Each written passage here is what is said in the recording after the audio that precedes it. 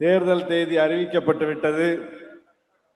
தமிழ்நாட்டு களம் எப்போதுமே திராவிட முன்னேற்ற கழகம் தலைமையிலான மதசார்பற்ற முற்போக்கு கூட்டணியின் பக்கம்தான் நிற்கிறது என்பதற்கான அடையாளத்தை இன்றைக்கு நாம் பார்க்கிறோம். தேர்தல் தேதி அறிவிக்கப்பட்டவுடன் மாண்புமிகு முதலமைச்சர் அவர்கள் அண்ணன் தளபதியார் அவர்கள் பங்கேற்கிற முதல் நிகழ்ச்சி என்கிற பெருமையை இந்த நிகழ்ச்சி பெற்றிருக்கிறது. எப்போதுமே திராவிட முன்னேற்ற கழக அணியின் பக்கம் நிற்கிற மக்கள் சிறுபான்மை மக்கள், முழுமையாக நிற்கிற மக்கள் சிறுபான்மை மக்கள், ஊசலாட்டம் இல்லாமல் நிற்கிற மக்கள் சிறுபான்மை மக்கள். அந்த மக்களின் விழாவில் பங்கேற்பதன் மூலம் நம்முடைய அணியின் பரப்புரை பயணம் தொடங்கிவிட்டது. இந்த நிமிடத்திலிருந்து தேர்தலுக்கான பரப்புரை பயணத்தை மாண்புமிகு முதலமைச்சர் தளபதியார் அவர்கள் இந்த இடத்திலிருந்து தொடங்குகிறார். எனவே ஒரு புனிதமிக்க ரமலான் நோன்பு திறப்பு நிகழ்விலிருந்து தொடங்குகிற நம்முடைய பயணம் மிக வெற்றிகரமாக அமையும் என்பதற்கு இந்த நிகழ்ச்சியே சாட்சியாக இருக்கிறது. தமிழ்நாட்டு களத்தை, தமிழ்நாட்டினுடைய சமூக நல்லிணக்க களத்தை, சமய நல்லிணக்க களத்தை மிக மோசமாக மாற்றுவதற்கு, அதை கெடுப்பதற்கு பாசிச சக்திகள் துடியோ துடி என்று துடிக்கிறார்கள். அவர்களை நாம் அனுமதிக்க கூடாது.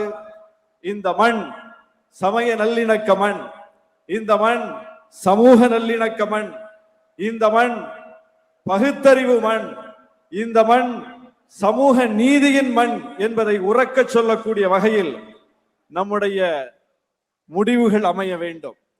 தமிழ்நாட்டு களம்தான் இந்தியாவுக்கு எப்போதுமே ஒரு வலிமையான செய்தியை சொல்லக்கூடிய களம். எனவே இங்கே இன்றைக்கு ஆட்டையை கலைத்து விடலாம் என்று பல பேர் முயற்சிக்கிறார்கள். புதிய சக்திகளை களத்தில் இறக்கிவிட்டு அவர்களை தனியே விட்டால் எப்படி இந்த வாக்குகளை சிதைக்கலாம், அப்படி வாக்குகளை சிதைக்க முடியாவிட்டால் நம்மோடு சேர்த்து கொண்டு எப்படி அதை கெடுக்கலாம் என்றெல்லாம் இன்றைக்கு துடியாக துடித்துக் கொண்டிருக்கிறார்கள். பேச்சுவார்த்தை நடந்து கொண்டிருக்கிறது. மிரட்டி பார்க்கிறார்கள், மிரட்டி பணிய வைக்க முயற்சிக்கிறார்கள். என்னென்னவோ செய்திகள் வந்து கொண்டிருக்கிறது. யார் எப்படி வந்தாலும், அவர்கள் சேர்ந்து வந்தாலும் சரி, அவர்கள் தனித்தனியாக வந்தாலும் சரி, இன்றைக்கு ஒரு வலிமையான அணி, இந்திய அரசியலிலேயே இப்படி ஒரு வலிமையான அணி இதுவரை அமைந்ததில்லை, இனிமேலும் அமையப்போவதில்லை என்று சொல்லக்கூடிய அளவுக்கு தமிழ்நாடு அரசியல் வரலாற்றிலும் கூட இப்படி ஒரு அணியை இதற்கு முன் எந்த தலைவரும் கட்டியதில்லை. இவ்வளவு வலிமையான அணியை யாரும் கட்டியதில்லை. ஒரு தேர்தலில் அமைந்த அணி அடுத்த தேர்தலுக்கு தொடர்ந்ததாக வரலாறு இல்லை. ஒரு தேர்தலில் வெற்றி பெற்ற அணி அடுத்த தேர்தலில் வெற்றி பெற்றதாக வரலாறு இல்லை. நாடாளுமன்றத்தில் சேர்ந்த அணி சட்டமன்ற தேர்தலில் பிரிந்துவிடும். சட்டமன்ற தேர்தலில் சேர்கிற அணி அடுத்த நாடாளுமன்ற தேர்தலில் பிரிந்துவிடும். சட்டமன்ற தேர்தலில் வெற்றி பெற்ற அணி நாடாளுமன்ற தேர்தலில் வெற்றி பெற்றதில்லை. நாடாளுமன்ற தேர்தலில் வெற்றி பெற்ற அணி சட்டமன்ற தேர்தலில் வெற்றி பெற்றதில்லை. இப்படித்தான் வரலாறுகளை பார்க்கிறோம். ஆனால் இன்றைக்கு பார்க்கிறோம் 2017 இணைந்த அணி ஏறத்தாழ 10 ஆண்டு காலமாக ஒரே கருத்தில் நிற்கிறோம், ஒத்த கருத்தில் நிற்கிறோம், ஒற்றுமையோடு நிற்கிறோம்.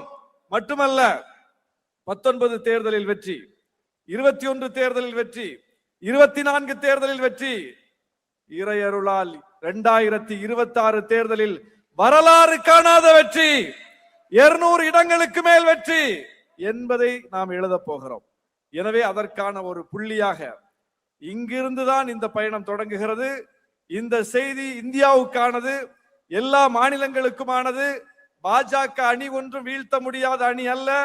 ஒருங்கிணைந்து நின்றால், நல்ல தலைமையின் கீழ் நின்றால், முதிர்ச்சியான தலைமையின் கீழ் நின்றால், ஒத்த கருத்தோடு நின்றால், அமித்ஷா அல்ல, மோடி அல்ல, அவர்களோடு சேர்கிற யாரையும் வீழ்த்த முடியும். தொடர்ந்து பல தேர்தல்களில் வீழ்த்த முடியும் என்பதை தமிழ்நாடு தொடர்ந்து உணர்த்தி கொண்டிருக்கிறது. வரக்கூடிய தேர்தலிலும் உணர்த்தும் என்று சொல்லி நல்ல வாய்ப்புக்கு நன்றி கூறி விடுதலை சிறுத்தைகள் கட்சியின் சார்பில், தலைவர் எழுச்சி தமிழர் அவர்களின் சார்பில் இந்த நிகழ்வை ஒருங்கிணைத்த தோழர்களுக்கு என்னுடைய நெஞ்சார்ந்த வாழ்த்துக்களை தெரிவித்து, அனைவருக்கும் இனிய ரமலான் வாழ்த்துக்களை தெரிவித்து விடைபெறுகிறேன். நன்றி. ஒரு அருமையான நிகழ்வு. தேர்தல் தேதி அறிவிக்கப்பட்ட பிறகு தமிழக மக்களிடம் நம்முடைய முதலமைச்சர் முறையாடுகின்ற முதல் நிகழ்வாக இந்த நிகழ்வு அமைந்திருப்பது என்பது இயற்கையாக அமைந்தது என்று நான் சொல்ல மாட்டேன். இறைவன் அருளால் அமைந்தது என்று மட்டும்தான் நான் சொல்லுவேன். நோன்பிருந்து இறைவனிடம் கையேந்தி மனதுருக அழுகி கண்ணீர் விட்டு வாழ்வின் வசந்தங்களை எங்களுக்கு திறந்துவிடு, எங்கள் பாவங்களை மன்னித்து விடு, நல்லோருக்கான உலகை எங்களுக்கு அடையாளம் காட்டு என்று கோடிக்கணக்கான இஸ்லாமிய மக்கள் தொழுது கையேந்தி நிற்கின்ற இந்த வேளையிலே நம்மையெல்லாம் பார்க்க வந்திருக்கின்ற நம்முடைய முதலமைச்சர் அடுத்த ஆண்டு இதே இப்தார் பெருவிழா நடக்கின்ற போது மீண்டும் முதலமைச்சராக நம்மை சந்திக்க வருவார் என்று இறைவன் சொல்லுகின்ற அற்புதமான செய்தியை நான் மனமாற கேட்கின்றேன். நல்லவர்களுடைய வேண்டுதலை, மனம் உருகி அழுத எளியவனுடைய வேண்டுதலை இறைவன் புறக்கணித்ததாக என்றுமே சரித்திரம் இல்லை. நீண்ட நேரம் பேசுவதற்கான மேடை அல்ல என் நண்பர்களே. ஒரே ஒரு செய்தியை மட்டும்தான் சொல்ல ஆசைப்படுகிறேன். நமக்கு எப்படிப்பட்ட முதலமைச்சர் வாய்த்திருக்கிறார் என்பதை உணர வேண்டும்.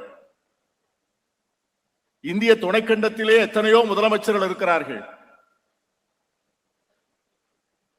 பெரும்பான்மை வாதத்திற்கும் ஜனநாயகத்திற்கும் நடக்கின்ற தேர்தலாக இந்த தேர்தலை முன்னிறுத்துகின்ற ஒரே முதலமைச்சர் நம்முடைய முதலமைச்சர் தான். 51 வாக்குகள் வாங்கினால் ஆட்சியை பிடிக்கலாம். அதற்காக பெரும்பான்மை வாதத்தை முன்னிறுத்தலாம். அதற்காக சிறுபான்மையினரை நசுக்கலாம். அவர்கள் உரிமைகளை பறிக்கலாம். அவர்கள் வாழ்வாதாரங்களை கொள்ளையிடலாம். அதனை வைத்து பெரும்பான்மை மதத்தினுடைய ஆதரவை பெறலாம் என்றெல்லாம் ஆட்சியும் அதிகாரத்தையும் கையாளுகின்ற மத்தியிலே ஆட்சியோ அதிகாரமோ வாக்கு வங்கியோ வேண்டாம். நியாயத்தையும் தர்மத்தையும் காப்பாற்ற வேண்டும். அதில் ஒரு எளியவன், அவன் சிறுபான்மையினராக இருந்தாலும் கூட அவன் உரிமை நசுக்கப்படுவதை நான் பார்த்து கொண்டு என்னால் சும்மா இருக்க முடியாது என்று சொல்லுகின்ற ஒரே முதலமைச்சர் தமிழகத்தினுடைய முதலமைச்சர் மட்டும்தான். திருப்பரங்குன்றம் சம்பவம் மட்டுமே அதற்கு சாட்சி. இந்த திருப்பரங்குன்றம் சம்பவத்தை வைத்து தமிழகத்தை மதவெறியினுடைய வேட்டைக்காடாக ஆக்கிவிடலாம் என்று கங்கணம் கட்டிக் கொண்டு வாக்கு வங்கி அரசியலை முன்னிலைப்படுத்துகின்ற அவர்கள், ஆகா இப்படி ஒரு சந்தர்ப்பம் கிடைத்து விட்டதே என்று சொல்லி நீதிமன்றங்களில் இருந்து அத்தனை அதிகார அமைப்புகளும் வரிந்து கட்டி கொண்டு வரிசை கட்டி நிற்கின்ற வேளையிலே ஒரு தனி மனிதனாக சத்தியத்தை காப்பாற்றிய பெருமை நம்முடைய முதலமைச்சரை மட்டும்தான் சார். எவ்வளவு சாதுரியமாக கையாண்டார், எவ்வளவு அற்புதமாக தமிழக மக்கள் மத்தியிலே நியாயத்தை எடுத்து சொன்னார். அவர் கையாண்ட விதத்தின் காரணமாக தமிழகத்தினுடைய பெரும்பான்மை மக்கள் ஒட்டுமொத்தமாக நம்முடைய முதலமைச்சர் பின்னால் நின்று இந்த மதவெறி கும்பல் செய்வது அநியாயம் என்று ஒரே குரலில் சொன்னார்களே, அதுதான் நம்முடைய முதலமைச்சர் கையாளுகின்ற அந்த அற்புதமான தருணம். வக்ஃபோர்டுக்கு அறங்காவலர்களை நியமிக்கக்கூடிய சட்டம் வந்தது. பக்கத்தில் இருக்கின்ற புதுவை மாநிலத்திலே அந்த முதலமைச்சர் 2 இஸ்லாமியர்கள் அல்லாதவரை நியமித்திருக்கிறார். அவர்கள் யார்? அவர்கள் இதுவரை இஸ்லாமியருக்கு எதிராக இருந்தவர்கள், அடிக்கடி வசைபாடியவர்கள், துவேஷம் பேசியவர்கள். அவர்களை அங்கே அறங்காவலர்களாக நியமிக்கக்கூடிய அளவிற்கு ஒரு ஆட்சி வடக்கே நடக்கவில்லை. 40 கிலோமீட்டரில் இருக்கின்ற புதுவை மாநிலத்தில் நடக்கிறது. ஆனால் நம்முடைய முதலமைச்சர் இன்று வரை அதை அனுமதிக்கவில்லை. தன்னுடைய ஆட்சியிலே இருக்கிற அதிகாரம் மட்டுமல்ல, இஸ்லாமியரை துன்பப்படுத்துகின்ற அதிகாரம் டெல்லியிலே இருந்து வந்தாலும் கூட அதை தள்ளி நின்று தடுத்து தருவேன் என்று சொல்லுகின்ற இந்த முதலமைச்சர் தான் நம்மை பாதுகாக்கின்ற நம்முடைய முதலமைச்சர். ஆகவேதான் இந்த விழாவிலே அவரை மனமாற வாழ்த்துகிறோம். அவரோடு நிற்போம், அவருக்கு ஆதரவு தருவோம். திராவிட முன்னேற்ற கழகத்தினுடைய தலைவராக அல்ல, ஒட்டுமொத்த தமிழர்களுடைய நம்பிக்கையை பெற்ற தலைவராக அவரை ஆதரிப்போம். அப்படிப்பட்ட தலைமையிலே ஆட்சி வர வேண்டும். அந்த அருமையான காட்சியை அடுத்த இஃப்தாரிலே பார்த்து வாழ்த்தக்கூடிய வாய்ப்பை இறைவன் தர வேண்டும் என்று வேண்டி விடைபெறுகிறேன். நன்றி, வணக்கம்.